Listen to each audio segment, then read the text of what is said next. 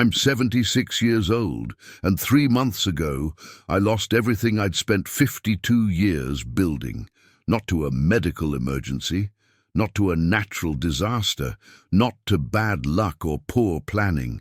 I lost $347,000 to someone I trusted more than my own children. Someone who sat at my kitchen table every Sunday after church. Someone who called me Pop and asked about my health and brought flowers for my late wife's grave. Someone who looked me in the eyes and promised he would take care of me. And the worst part, when I discovered the truth, when I finally understood what had been done to me, I realized the signs had been there all along, screaming at me, begging me to pay attention. Before I tell you how it happened, I need you to understand something crucial. I wasn't a fool. I wasn't some confused old man who couldn't manage his own affairs. I worked as an accountant for 43 years. I balanced budgets for major corporations. I understood compound interest, investment portfolios, and risk management better than most people half my age. I had always been careful with money, meticulous even, because I grew up during hard times, and I knew what it meant to go without.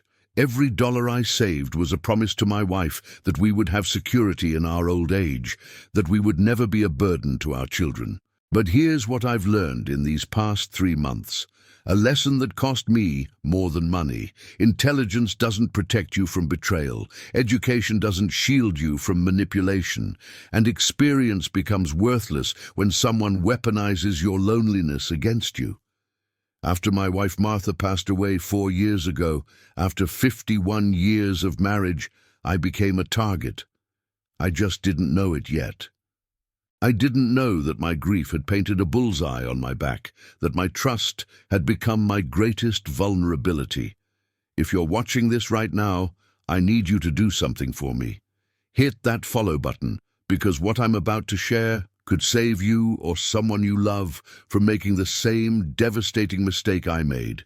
And please, leave a comment telling me what country and city you're watching from.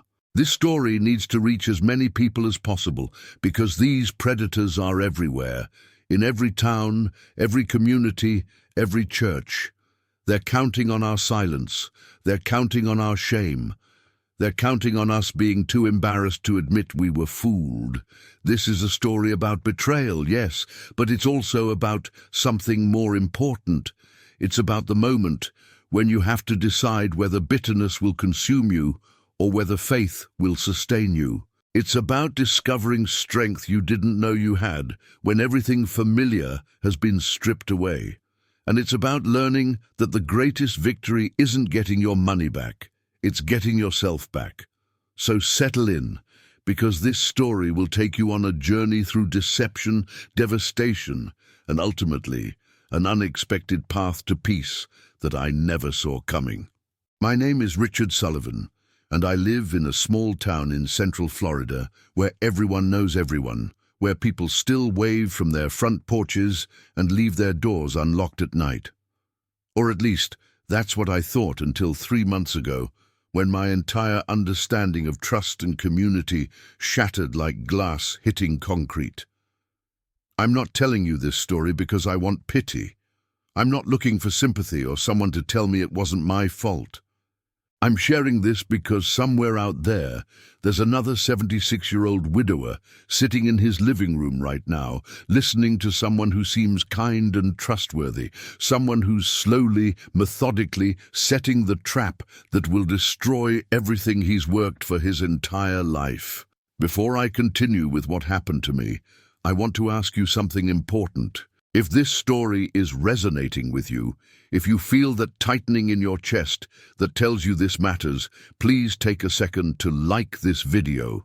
It helps the algorithm show this story to more people who need to hear it, and right now, that matters more than you know.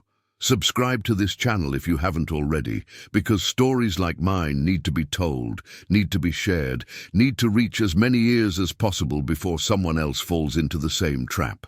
And here's something I genuinely want to know. Where in the world are you watching this from right now? Are you in the United States, Brazil, Canada, the United Kingdom, Australia? Leave a comment with your country and city. It brings me comfort to know that my story is traveling beyond my small town, that my mistake might prevent someone in São Paulo or London or Sydney from experiencing the same devastation. Now let me take you back to 18 months ago, to a Sunday morning after church, to the moment when I met the man who would change my life forever, though not in the way I imagined. It was a bright Sunday morning in October when I first met Marcus Riley, though I'd seen him around the church for maybe 3 or 4 weeks before that. He was young, probably in his early 30s, with an easy smile and a way of talking that made you feel like you were the most important person in the room. He dressed well, not flashy, just neat and professional in a way that suggested success without arrogance. After the service ended that particular morning, I was standing in the parking lot trying to figure out why my car wouldn't start when Marcus walked over and offered to take a look under the hood. Now, I need you to understand something about the timing here. My wife Martha had been gone for about 3 years at that point, and I was still navigating the strange loneliness that comes with losing your life partner. My 3 children, David, Patricia, and Michael, all lived out of state with their own families, their own busy lives. We talked on the phone every week or two, exchanged photos of grandchildren, made plans for holidays that never quite worked out the way we hoped. But the daily companionship, the small conversations about nothing and everything, the presence of another human being who knew your habits and your quirks, all of that was gone. Marcus spent 45 minutes with my car that morning, eventually discovering that the battery terminals had corroded so badly they weren't making proper contact. He had jumper cables in his trunk, got my car started, and then followed me to the auto parts store to make sure I could buy a new battery and install it safely. The whole time, he talked about his own life, how he'd moved to Florida 2 years earlier to be closer to his aging mother, how he worked in financial consulting, helping people plan for retirement. He asked about my background, my family, my late wife, and he listened, really listened in a way that made me realize how starved I'd been for genuine human connection. After we got the new battery installed, Marcus suggested we grab lunch at the diner down the street. I almost said no, because I wasn't used to spontaneous social interactions anymore, but something about his genuine warmth made me accept. We sat in that diner for 3 hours, talking about everything from sports to politics to faith to the challenges of growing older in a world that moves too fast. He told me about his work helping seniors protect their retirement savings from inflation and market volatility.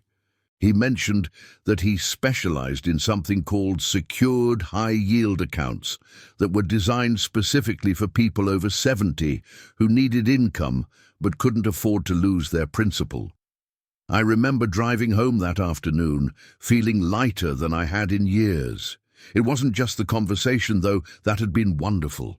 It was the feeling of being seen, of mattering to someone, of having a connection that went beyond polite small talk at the grocery store. Martha had always been the social one in our marriage, the person who maintained friendships and organized gatherings and made sure we stayed connected to our community. Without her, I'd slowly drifted into isolation without even realizing it was happening. Marcus felt like an unexpected gift, a reminder that new friendships were still possible even at my age. Over the next several weeks, Marcus and I developed what I thought was a genuine friendship. He started sitting with me during church services. We'd grab lunch afterward and talk for hours about life, faith, family, and the future. He shared stories about his mother's health struggles, asked for advice about caregiving, and seemed genuinely interested in my experiences raising 3 children and building a career. He never pushed his financial services, never made me feel like I was a potential client rather than a friend. That's what made his approach so effective, I realize now. He was playing the long game, building trust, establishing himself as someone who cared about me as a person. About 2 months into our friendship, Marcus casually mentioned that he'd noticed my bank was paying almost no interest on my savings accounts. He said it in passing, not as a sales pitch, just as an observation from someone who worked in finance. When I told him I had most of my retirement savings in a combination of savings accounts, CDs, and a few conservative mutual funds, he nodded thoughtfully and said something that would echo in my mind later. "You know, Richard, you work too hard for that money to let it just sit there barely keeping pace with inflation. There are much safer, better options available, especially for someone with your financial knowledge." The seed was planted, though I didn't recognize it as such at the time. I started thinking about my portfolio, about the measly 1.5% interest my savings account was earning, about the fact that inflation was eating away at my purchasing power every year. I'd always been conservative with investments because Martha and I had prioritized security over growth, especially as we got older. But Marcus had me wondering if maybe I was being too conservative, if maybe there was a way to earn better returns without taking on significant risk. After all, he was a professional.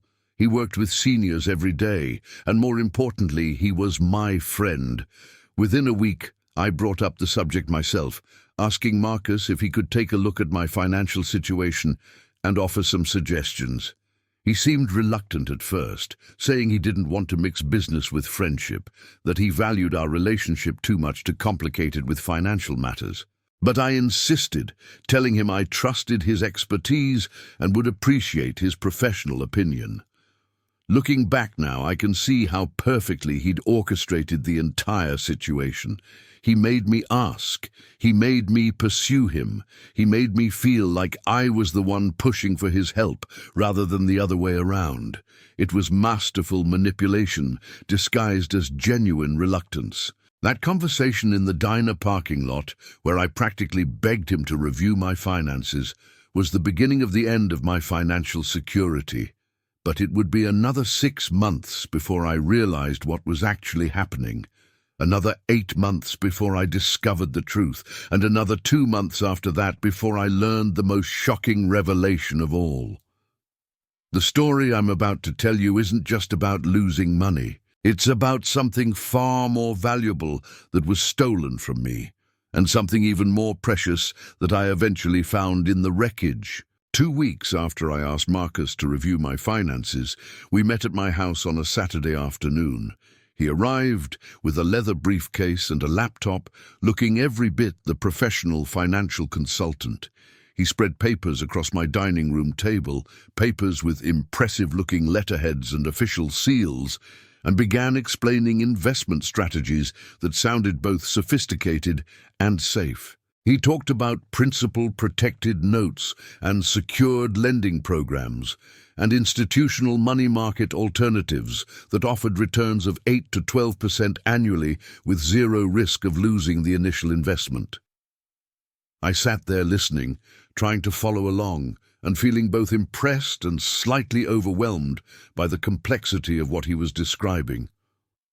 Remember, I'd been an accountant, so I understood financial concepts better than most people my age. But Marcus had a way of making everything sound simultaneously complicated enough to be impressive and simple enough to be trustworthy.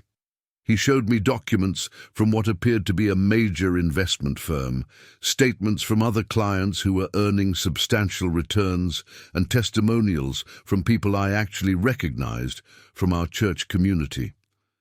That last part was especially persuasive because I knew these people, had worshipped alongside them for years, and trusted their judgment. What I didn't know, what Marcus carefully concealed from me, was that those clients from our church were actually part of the scheme. They were early investors who were being paid returns from the money of newer investors like me. It was a classic Ponzi scheme, dressed up in the language of legitimate investment vehicles, and I walked right into it with my eyes wide open because I trusted the messenger more than I scrutinized the message. Faith is a beautiful thing. When it's placed in something worthy of that faith, it becomes a weapon when someone exploits it for personal gain. Marcus recommended that I move $200,000 from my various savings accounts and CDs into what he called a senior secured investment program. He explained that the money would be held by a third-party custodian, that I would receive monthly statements showing my balance and accumulated interest, and that I could withdraw my funds at any time with just 30 days' notice. He showed me the contract, walked me through every page, and answered all my questions with the patience and thoroughness of someone who genuinely wanted me to feel comfortable with the decision. I read through the documents carefully, or at least I thought I did. Later, I would discover that the fine print contained clauses that essentially gave Marcus complete control over my money, but those sections were written in such convoluted legal language that I simply glossed over them, trusting that Marcus wouldn't steer me wrong. I signed the papers on a Tuesday afternoon in March. Marcus witnessed my signature, gave me copies of everything, and told me I'd receive my first monthly statement in about 4 weeks, showing my initial deposit and the interest that had accrued. He shook my hand, thanked me for trusting him, and said something I'll never forget. "Richard, you're not just a client to me, you're family. I'm going to take care of this money like it's my own mother's savings." Those words should have been a red flag, too much emotion in a business transaction, but instead they made me feel secure, valued, even loved in a paternal sort of way. For the first 6 months, everything seemed perfect. I received monthly statements showing my balance growing steadily. The statements looked professional, arrived right on schedule, and showed exactly the returns Marcus had promised. I was earning about 9% annually, which meant my $200,000 was generating roughly $1,500 in monthly interest. That might not sound like much to younger people, but for a retiree living on Social Security and a modest pension, it was significant supplemental income. I felt smart, savvy even, for having made such a good financial decision. I felt grateful to Marcus for caring enough to help me maximize my retirement savings. During this time, Marcus continued to be a constant presence in my life. We still had lunch after church every Sunday. He'd call during the week to check on me, sometimes just to chat, sometimes to share exciting news about the investment program's performance. He introduced me to other investors at church, older folks like me, who raved about the returns they were earning and how lucky we all were to have Marcus looking out for us. It felt like being part of an exclusive club, a group of wise seniors who discovered a secret that younger, supposedly smarter people hadn't figured out yet. In August, 7 months after my initial investment, Marcus suggested I might want to consider moving more of my savings into the program. He pointed out that I still had about $140,000 sitting in various accounts, earning almost nothing, and that by keeping it there, I was essentially losing money to inflation every year. He showed me projections of how much I could earn over the next 10 years if I moved everything into the secured program. The numbers were compelling, especially since I'd seen consistent returns for 7 months straight. Why wouldn't I want to maximize my earnings? I hesitated this time, not because I doubted Marcus or the program, but because some cautious instinct told me not to put all my eggs in one basket. I told him I'd think about it, that I wanted to discuss it with my children first, get their input before making such a significant move. Marcus's reaction was subtle but revealing, though I didn't recognize it at the time. His smile tightened just slightly, and he said something about how adult children sometimes don't understand these types of sophisticated investment strategies, how they might worry unnecessarily because they're not familiar with the financial tools available to seniors. He suggested I wait until after the next quarterly statement arrived so I could show my kids the concrete results rather than trying to explain the complex mechanics. That conversation planted a seed of isolation, I realize now. He was subtly encouraging me to keep my financial decisions separate from my family, to trust his judgment over theirs, to see my children as obstacles rather than advisors. And it worked. When I did eventually mention the investment program to my daughter Patricia during a phone call, I downplayed it, made it sound like a simple CD with better interest rates, and didn't go into details about Marcus or the specific mechanics of the program. Patricia asked a few questions but seemed satisfied with my vague answers, and I told myself I was protecting her from worrying unnecessarily about her aging father's financial decisions. In November, 10 months after my initial investment, Marcus called me on a Wednesday evening, which was unusual because he typically only reached out on Sundays or occasionally during business hours on weekdays. His voice sounded stressed, urgent in a way I'd never heard before. He explained that there was an incredible opportunity that had just become available, something he called a bridge investment that would only be open for 48 hours. A major commercial real estate development was seeking secured short-term funding, and investors who participated would earn a one-time return of 18% over just 90 days. He emphasized that spots were extremely limited and that he'd specifically thought of me because of how well my existing investment had performed. The pressure tactics were obvious in retrospect, but in the moment, they worked exactly as intended. Marcus explained that I'd need to move quickly if I wanted to participate, that he could only hold a spot for me until Friday afternoon, and that this type of opportunity came along maybe once every few years. He said he was personally investing $50,000 of his own money, which seemed to prove that this wasn't just a sales pitch, but a genuine opportunity he was sharing with people he cared about. The fact that he called me at home in the evening, outside of normal business hours, made it feel even more personal, like he was going out of his way to include me in something special. I told him I needed time to think, that I didn't have liquid cash available to invest in something new, that I'd need to liquidate some of my remaining CDs or savings to participate. Marcus had an answer for everything.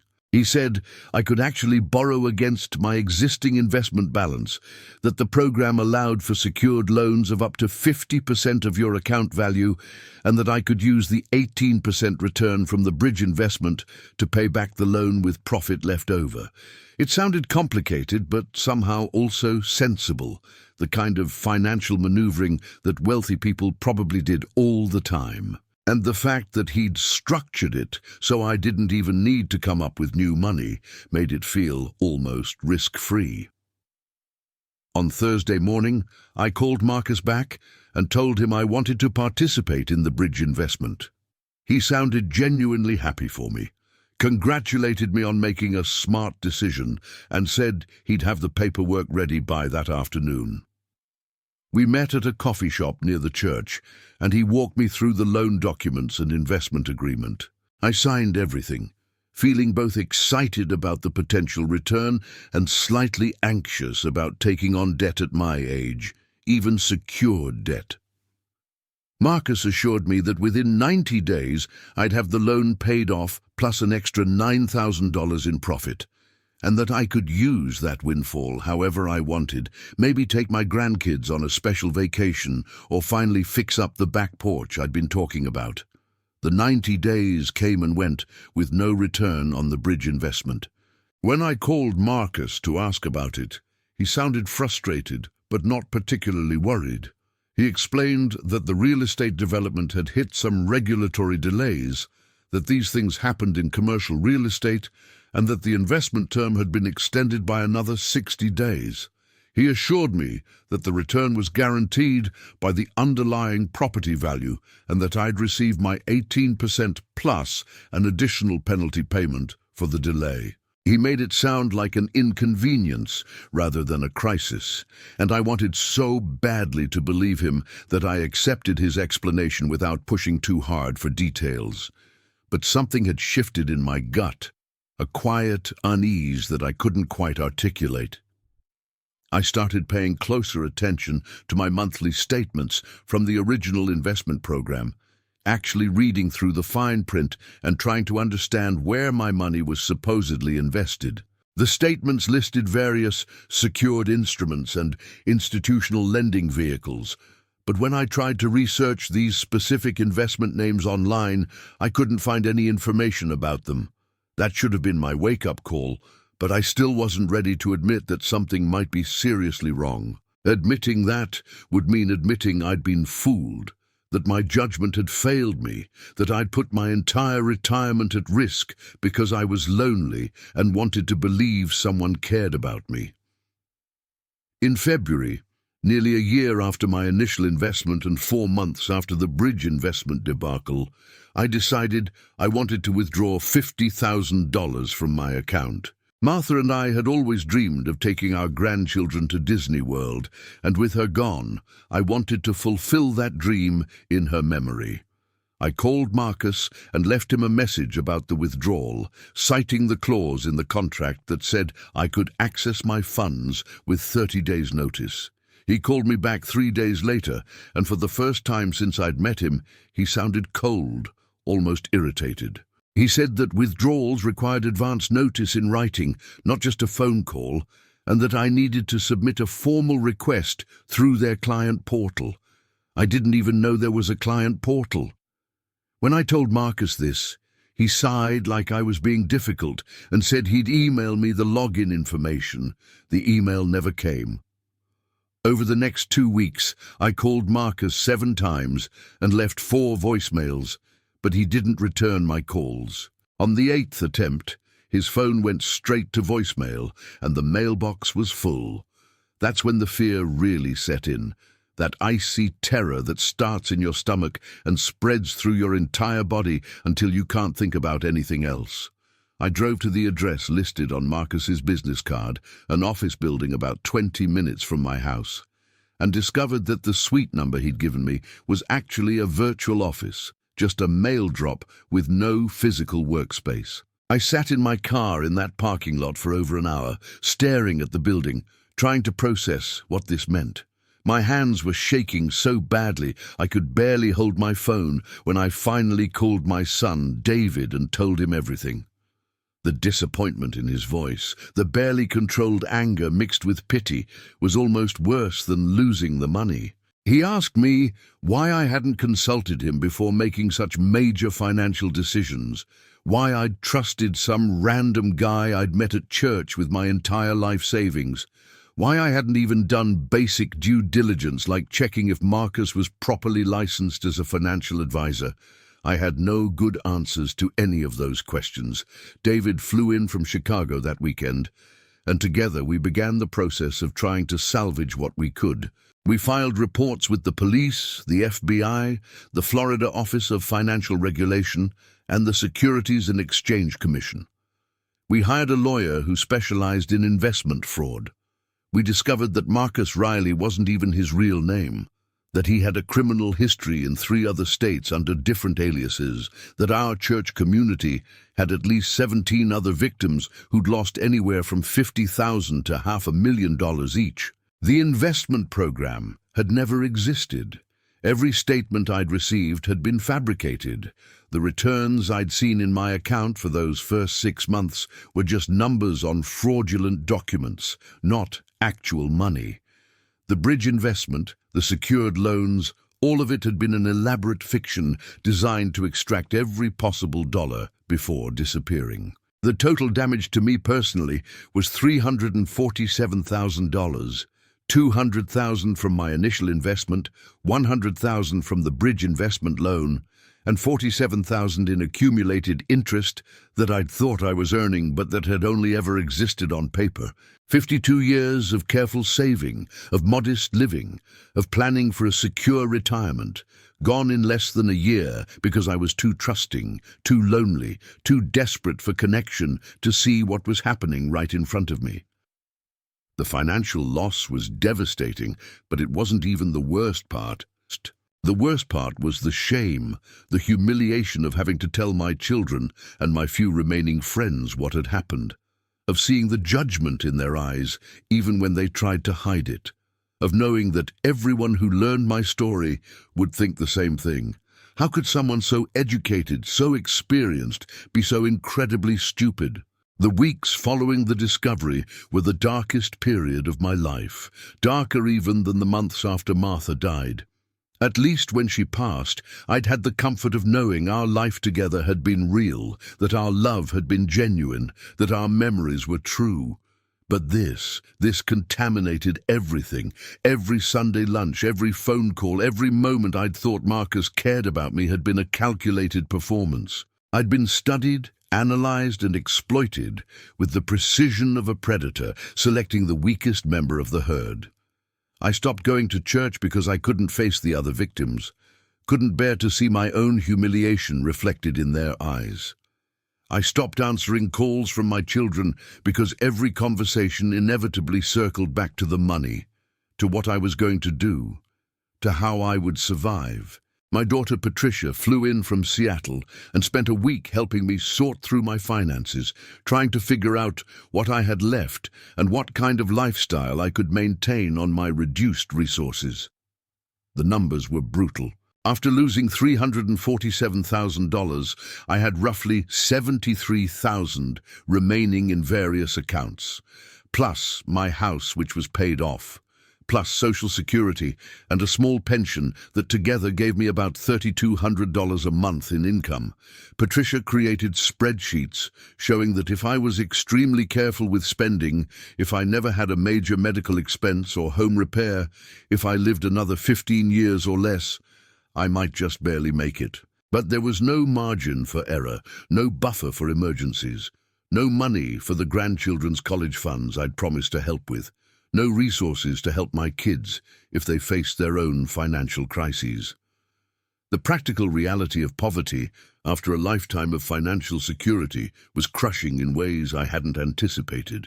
I'd always been the person who helped others, who could slip a $100 bill to a grandchild for their birthday, who could contribute meaningfully to charity, who could afford to replace things when they broke rather than trying to repair them endlessly.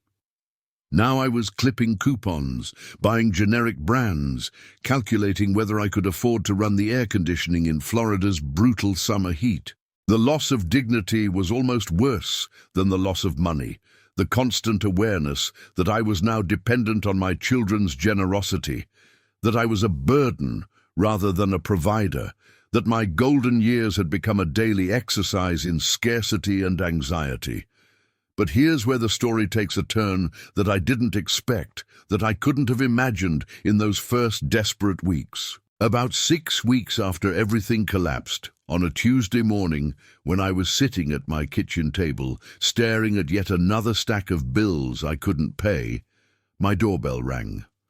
I wasn't expecting anyone, and I briefly considered not answering, because I'd been avoiding human contact as much as possible. But something made me get up and open the door, and standing on my porch was Father Michael from the church, the priest I'd been avoiding for weeks, holding a casserole dish and wearing an expression of genuine concern rather than judgment.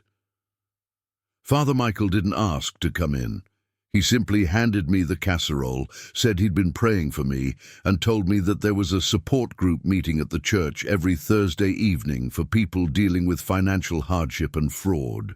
He said he thought I might find it helpful to talk with others who understood what I was going through, people who wouldn't judge me because they'd made similar mistakes themselves. Then he did something unexpected. He asked me if I'd be willing to share my story publicly, to help educate other seniors about the warning signs of investment fraud, to turn my devastating experience into something that might protect others from the same fate. The request caught me so off guard that I just nodded numbly, not really committing but not refusing either. That Thursday evening, I found myself walking into the church basement for the first time since the scandal broke. I expected to find maybe 4 or 5 people sitting in a circle looking miserable, but instead there were nearly 40 people there, ranging in age from their early 60s to late 80s, and the atmosphere wasn't one of despair, but of determined resilience. These were people who'd lost money to various scams, romance fraud, lottery scams, tech support cons, cryptocurrency schemes, and yes, investment fraud like mine.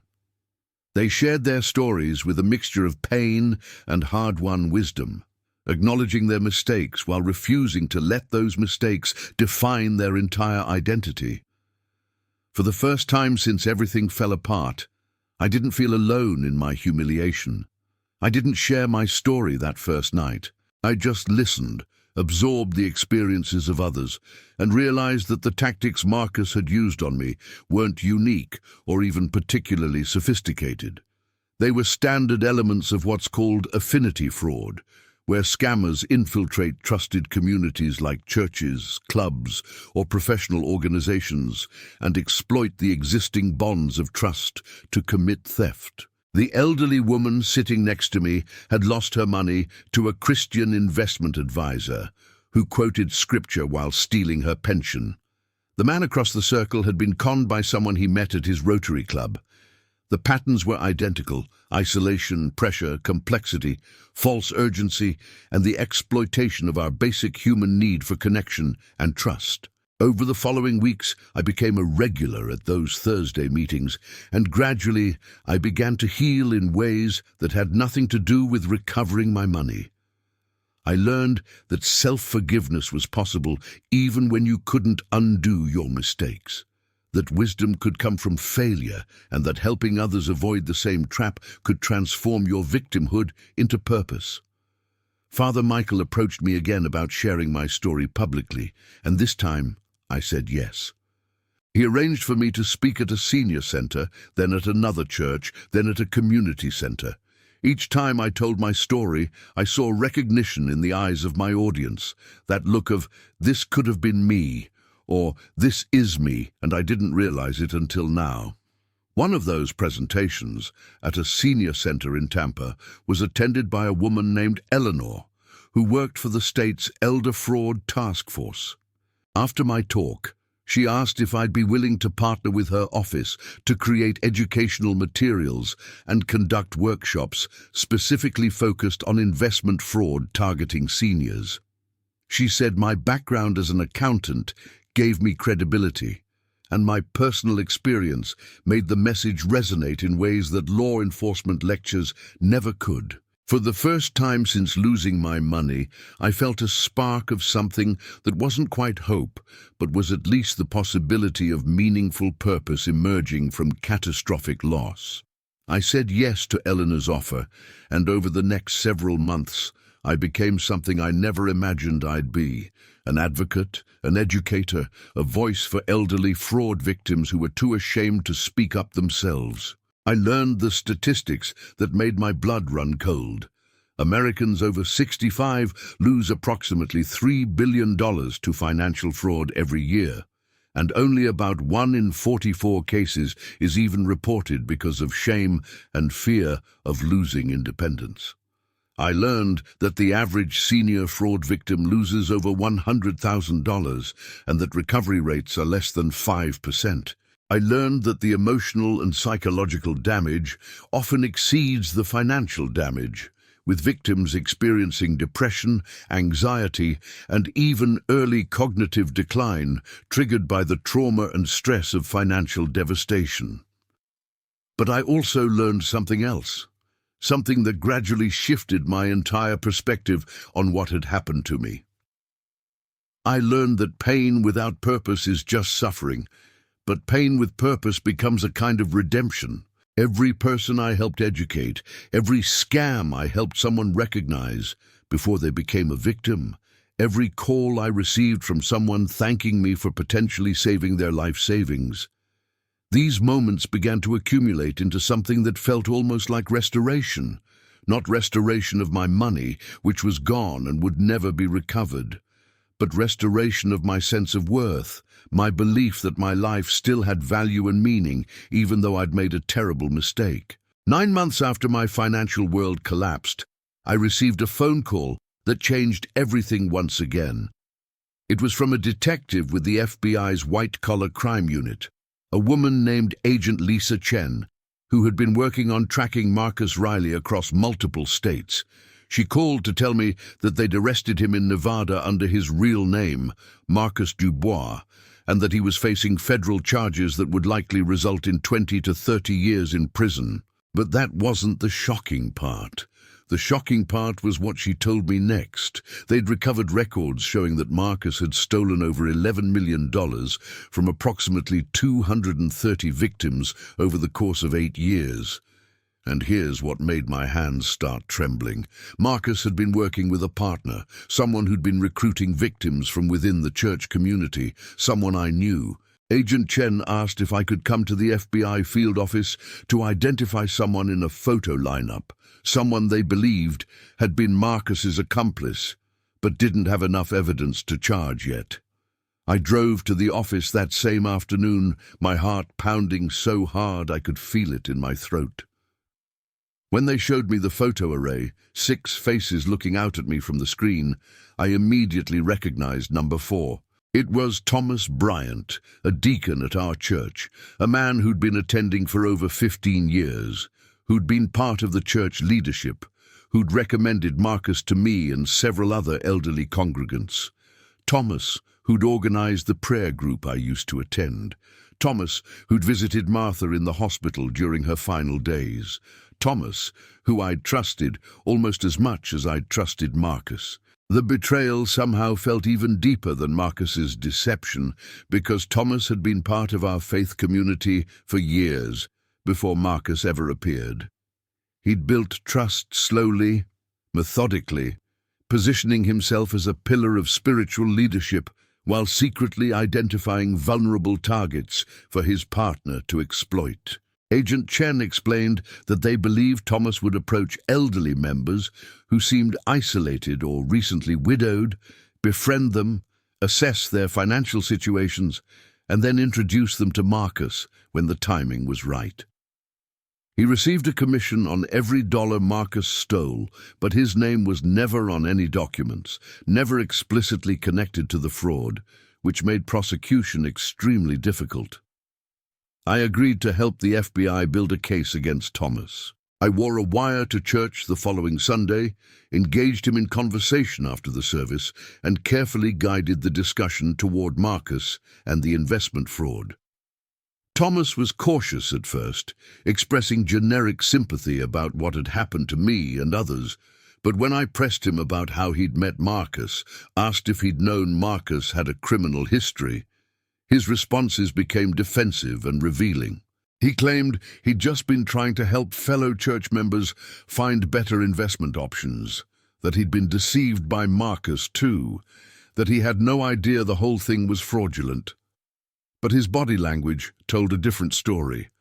The way he looked around to make sure no one else was listening, the way his voice dropped to almost a whisper, the way he tried to steer me away from asking too many questions. That recording, combined with financial records the FBI had seized from Marcus's computers, was enough to bring charges against Thomas.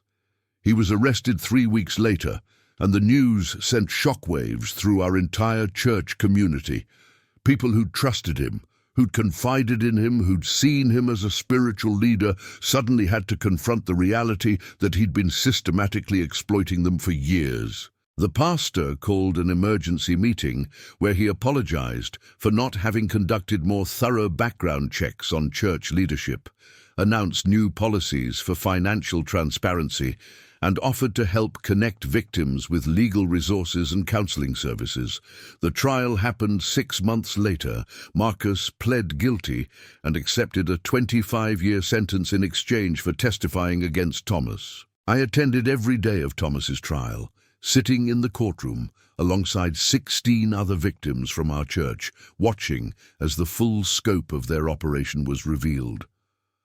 The prosecutor showed emails between Marcus and Thomas discussing specific targets, planning how to approach each person, calculating how much money they thought they could extract. There were references to me by name. Richard Sullivan, widower, accountant, sitting on at least $400K, lonely and eager for friendship, low-hanging fruit.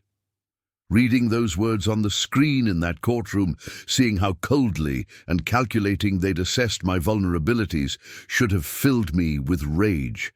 But instead, I felt something unexpected: pity. These 2 men had spent years of their lives perfecting the art of exploitation, and what did they have to show for it? Marcus was looking at decades in prison, and Thomas was likely headed for the same fate. They'd accumulated money they could never openly spend, lived constantly looking over their shoulders, destroyed countless lives, including their own families. Marcus's wife filed for divorce the week after his arrest. Thomas's adult children released a public statement disowning him. The money they'd stolen had brought them nothing but temporary pleasure and permanent consequences. Meanwhile, I'd found purpose in my pain, community in my loss, and meaning in my suffering. Who was really the victim here, and who had actually lost everything that mattered? Thomas was convicted on 19 counts of wire fraud and conspiracy and sentenced to 18 years in federal prison. After the verdict was read, as they were leading him out of the courtroom in handcuffs, he looked directly at me. I expected to see defiance or hatred, but instead, I saw something that looked almost like relief, like a man exhausted from carrying the weight of his deceptions, finally able to put that burden down. In that moment, despite everything he'd done to me and others, I felt compassion stirring in my chest. Not forgiveness yet, not absolution for his crimes, but a recognition of shared humanity, an acknowledgement that we'd both lost something irreplaceable, though in very different ways. The restitution hearings happened over the following months. The government had managed to recover about $2 million of the stolen money by seizing Marcus's assets, properties he'd purchased, vehicles, accounts he'd hidden in offshore tax havens. That money would be divided among all 230 victims, proportionally based on our losses. My share would be about $30,000, less than 9% of what I'd lost. It was something, but it wouldn't change my financial situation significantly. I'd already adjusted to my new reality, learned to live within my reduced means, accepted that my retirement would look nothing like the one Martha and I had planned together. But here's what I had gained that had no price tag attached. I'd become a recognized expert in elder fraud prevention. I'd conducted over 100 workshops in the past year, reaching thousands of seniors across Florida. I'd helped at least 7 people recognize scams in progress and avoid losing their savings. I'd partnered with legislators to strengthen consumer protection laws.